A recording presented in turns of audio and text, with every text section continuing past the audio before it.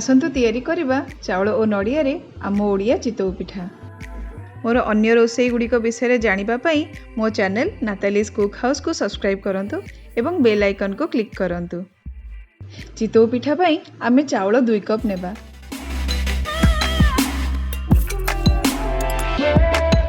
एवं ताकू भल भाबरे धोई देबा।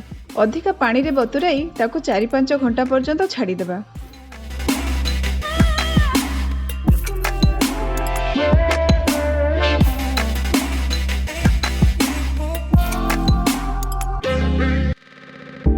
देखंतु चाउल भल भाबरे बतुरी जाइछि।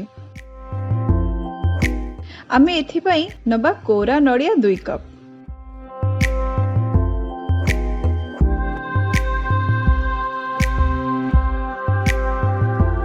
एबे आमे भलरे मिसाई देबा।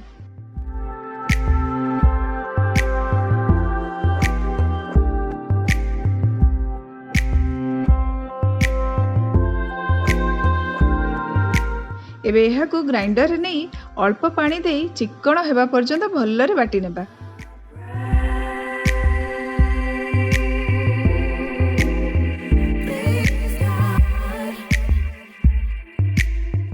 एबे एही बटा को गोटे गाढ़ुआ पात्र को बाहर कर देबा। एहा को घोड़े देई घंटे रु 2 घंटा पर्यंत छाड़ी देबा। एबे एथिरे 1.5 चामच लूण पकाई भल भाबरे मिसाई देबा।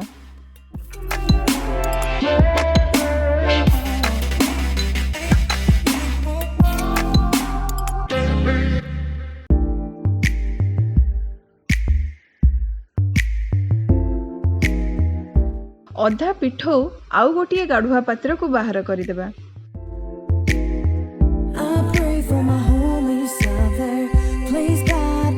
उषुम पानी रे ग्राइंडर को धोई एथिरे मिसाई देबा।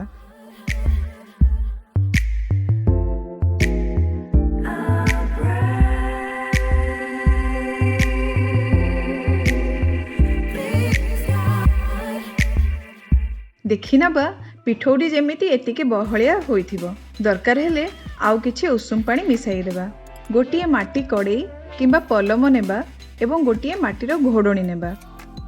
गोटिए गिना रे टिके तेल एवं पानी मिसाई देबा। एहा को ब्रश रे मारी गरम कड़ेई रे मारी देबा।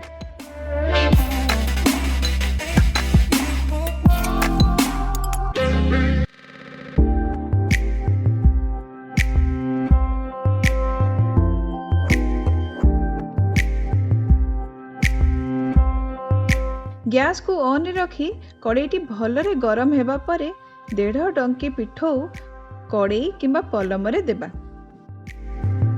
एबे ताको सांगे सांगे माटी ढांकुणी रे घोड़ाई देबा। आउ गोटे पतला लंबा कपड़ा को पानी रे बुड़ाई चिपुड़ी ढांकुणी चारिपटे देई देबा एवं करचुली सहाय्य रे भलरे चापी देबा।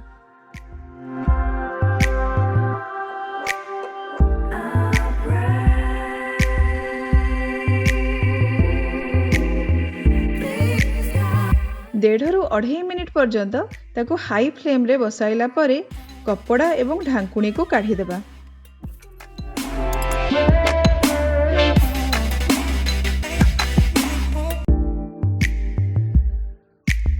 एई देखंतु आम चितौ पिठा केमिति सुंदर भाबरे फुली जाइछि। एबे एहा को काढ़ी नेबा। एही परि भाबरे आमे आउ केतोटी चितौ पिठा तैयारी करि नेबा। आमे जेतिके पिठौ बाटी थिले सेथिरे पाखापाखी 14-15टी एहीपरि चितौ पिठा होई परिबो।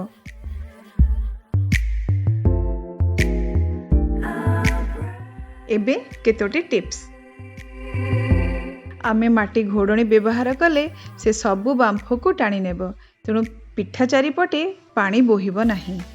कपड़ा घोड़णी एवं पलम भितरे थिबा फांक को बंद कर दिए।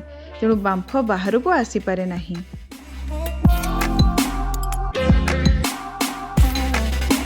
गोटिए पिठा पाई पाखापाखी 1.5 रु 2.5 मिनिट घोड़ाई रखिबा दरकार।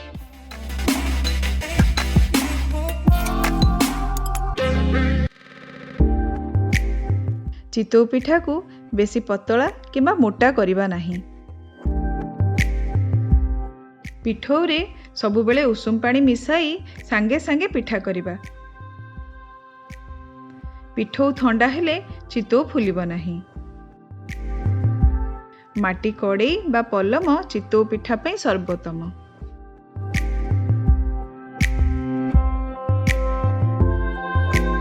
ଏହାକୁ କ୍ଷୀର ଚିନି କିମ୍ବା ଡାଲମା ସହିତ ଖାଇପାରିବେ। ପିଠା କେମିତି ଲାଗିଲା କମେଣ୍ଟ ବକ୍ସରେ ଲେଖି ନିହାତି ଜଣାଇବେ। ଖାଇକି ଦେଖନ୍ତୁ, ଖୁଆଇକି ଦେଖନ୍ତୁ। ଆଉ ନୂଆ ନୂଆ ଭିଡ଼ିଓ ପାଇଁ ସବସ୍କ୍ରାଇବ୍ କରନ୍ତୁ ମୋ ଚ୍ୟାନେଲ ନାତାଲିସ୍ କୁକ୍ ହାଉସ୍କୁ। ଧନ୍ୟବାଦ।